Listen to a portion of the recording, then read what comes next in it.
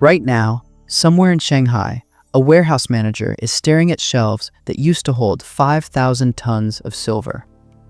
Today, according to the latest market data, he has less than 715 tons left. That is an 86% decline in physical inventory in just 3 years. And it gets stranger. In October 2025, China, usually the world's biggest hoarder of commodities, shipped 660 tons of silver out of the country in a single month. That is enough to fill 22 double-decker buses. Where is it going? It's going to London. Why? Because the vaults of the London Bullion Market Association, LBMA, are running dry, and the global market is on the edge of a physical default. Today, silver just broke $63 an ounce. This isn't a correction. This isn't volatility. This is the beginning of a squeeze that happens once every 40 years. We saw it in 1933, we saw it in 1980, and we saw it in 2011. Each time, silver didn't just go up, it exploded, multiplying by 5x, 10x, even 37x. But this time, the physics are different. The inventories are lower, the industrial demand is higher, and the paper leverage is more extreme. We are watching a slow-motion car crash between mandated demand, solar, EVs, AI, and capped supply. In the next 12 minutes, I'm going to show you why $63 is just the starting line. I will show you the air freight anomaly, the unmistakable signal that the market is broken. And I will show you exactly how high the price can go when the paper shorts are finally forced to cover. This isn't financial advice. This is pattern recognition. And the pattern just screamed code red. Here's what I find fascinating. This massive move to $63 isn't random. It is the fourth repetition of a specific economic fracture that has appeared 3 times in the last century. Each time this pattern completes, silver doesn't just go up, it goes vertical. We are talking about life-changing gains of 5x, 10x, and in one case, 37x. Let's look at the receipts. Pattern 1, 1933. The US government intervened in the market. FDR seized gold and then passed the Silver Purchase Act of 1934. They cornered the market to control the money supply. Result? Silver tripled in 24 months. Pattern 2, 1971. Nixon closed the gold window, effectively destroying the Bretton Woods system. The dollar was cut loose from reality. Result? Silver went from $1.29 to $48 by 1980. That is a 3,700% move. Pattern 3, 2008.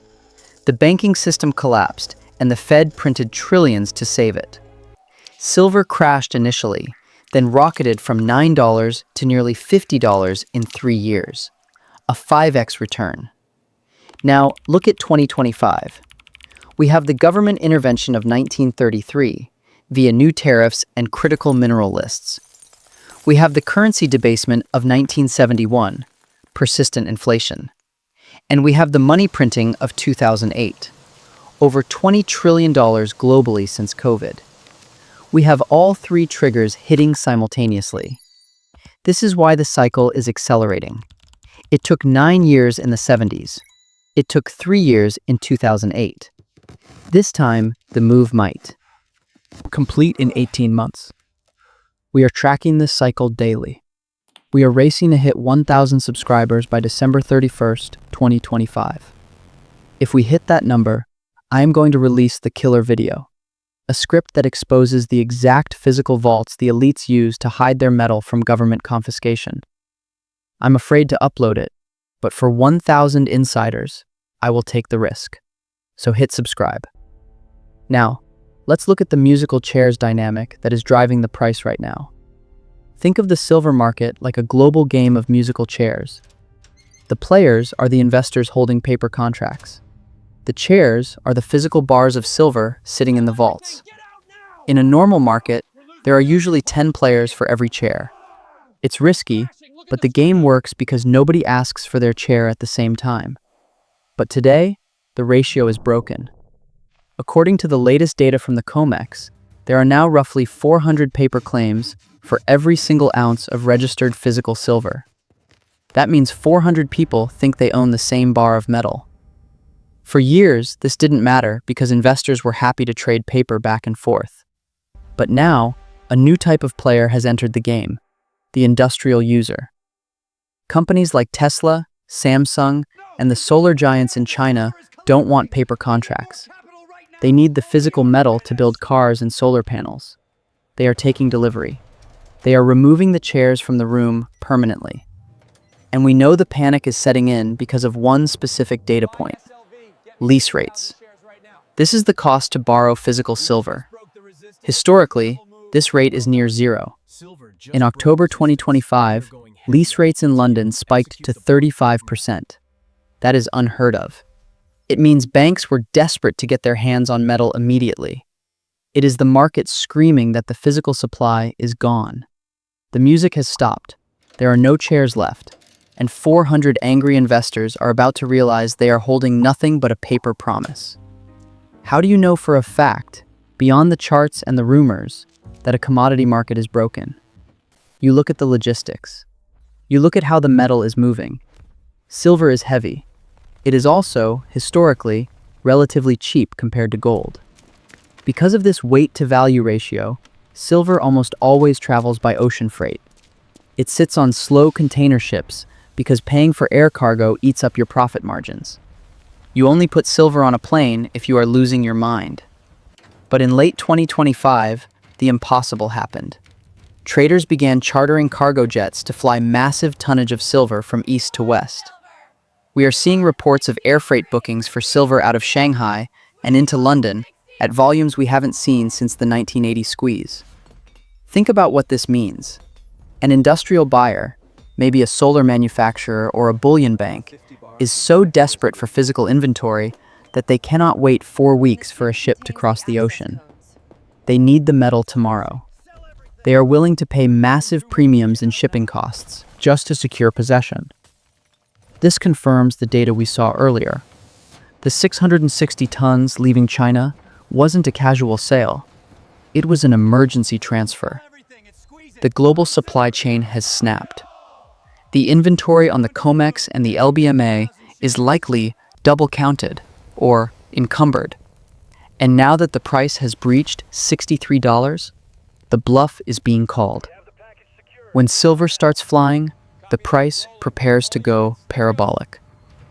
And that is exactly what the government is terrified of.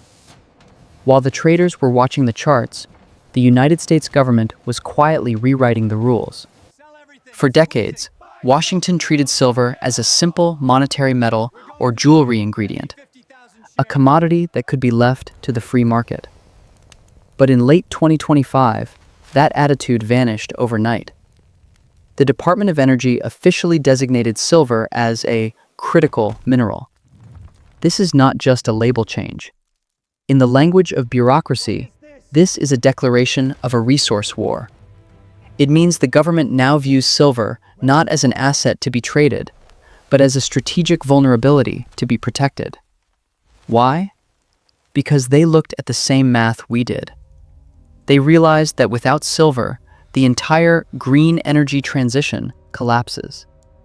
There are no solar panels without silver paste. There are no electric vehicles without silver contacts. There are no Tomahawk missiles without silver guidance systems. And the terrifying reality is that the United States imports 64% of the silver it consumes. We are dependent on foreign mines for our national survival. To fix this, the administration has launched Section 232 investigations into silver imports. This is the nuclear option of trade law, allowing the president to impose massive tariffs, potentially 15 to 50%, on foreign silver in the name of national security. The mere threat of this tariff has triggered a wave of precautionary buying, unlike anything we have ever seen. Imagine you are a major industrial user like Tesla or First Solar. You hear that imported silver might get 50% more expensive next month.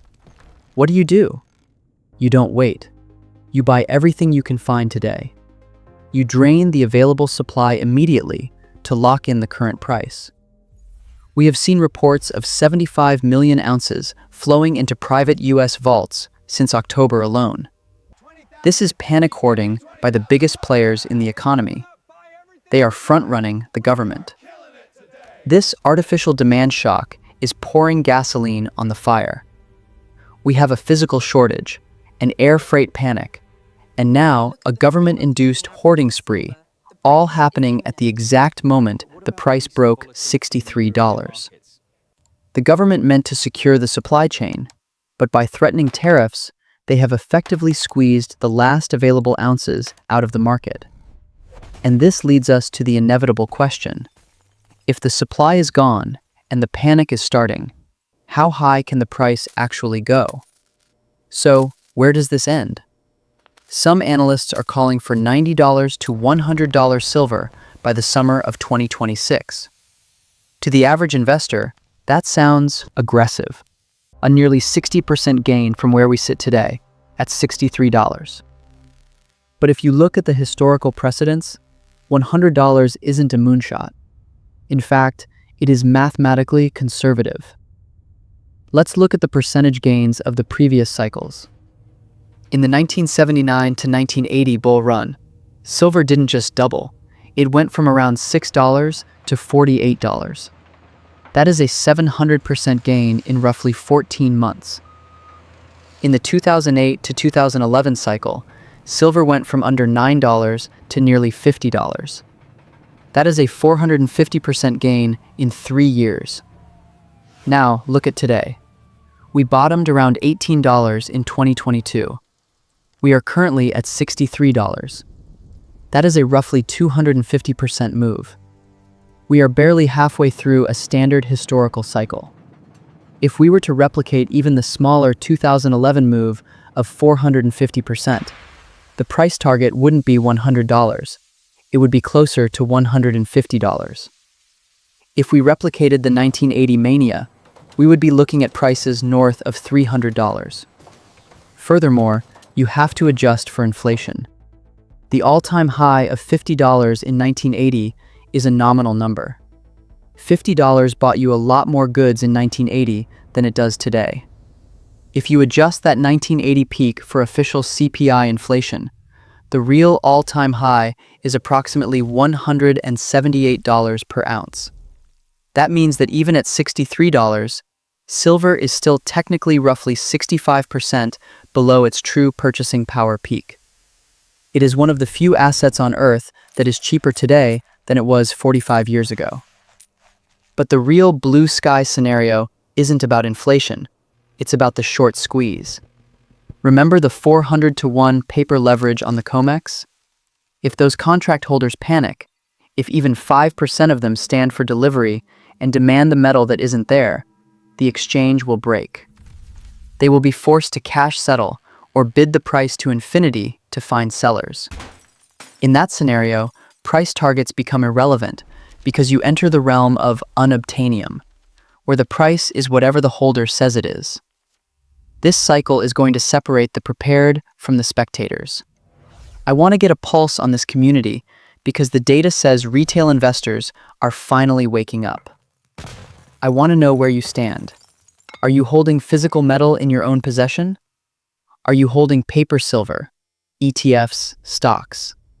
Or are you currently holding nothing? Go to the comments section right now and type just one word: physical, paper, or nothing. I want to see if the smart money has already positioned itself before the run to $100 begins. So, why is this crisis different? When we ran out of oil in the 70s, we found more. When we ran out of chips in 2021, we built factories. But with silver, there is no escape hatch. We can't print it. We can't recycle it efficiently. And we can't mine more without mining copper and zinc, which nobody wants. We are hitting a mathematical wall. Mandated demand versus capped supply. When we hit that wall, the only thing that matters is counterparty risk. If you own an ETF, your counterparty is a bank. If you own futures, It's an exchange. In a crisis, they change the rules. They cash you out. The only position with zero counterparty risk is physical metal in your own possession. When you hold the bar, you are the bank. Nobody can freeze it. Nobody can cash settle it. The window to secure your position is closing. Right now, at $63, premiums are rising. But once Tesla or Apple publicly admits they can't source metal, that window slams shut. You will be competing with millions of panicked investors for a dwindling supply. This brings us back to our mission. We are tracking this lockdown in real time, and we have a goal. We are racing to hit 1,000 subscribers by December 31st, 2025. If we hit that number, I am going to release the killer video.